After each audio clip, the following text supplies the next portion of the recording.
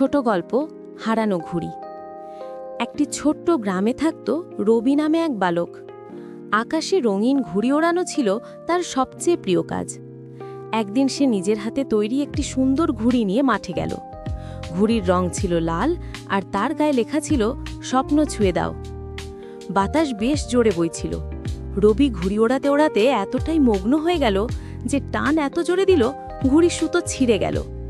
ঘুড়িটা আকাশে উড়ে দূরে চলে গেল। রবি দৌড়ে দৌড়ে খুঁজল, কিন্তু পেল না। সন্ধ্যায় মন খারাপ করে বাড়ি ফিরল। পরদিন সকালে স্কুলে যাওয়ার পথে এক ছোট মেয়ে তাকে ডেকে বলল, এই ঘুড়িটা তোমার? মেয়েটির হাতে ছিল সেই লাল ঘুড়ি। রবি অবাক। মেয়েটি হাসল, বলল, ঘুড়িটা আমার ঘরের উঠোনে পড়েছিল, খুব সুন্দর, তাই ঠিক করেছিলাম তোমাকে ফেরত দেব। রবি বলল, ধন্যবাদ, তুমি আমার স্বপ্ন ফেরত দিলে। মেয়েটি হেসে বলল, স্বপ্ন হারিয়ে যায় না, শুধু নতুন ঠিকানা খোঁজে।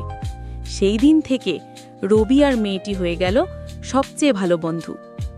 শিক্ষা: স্বপ্ন কখনো হারিয়ে যায় না, কেবল সময় নেয় ফিরে আসতে।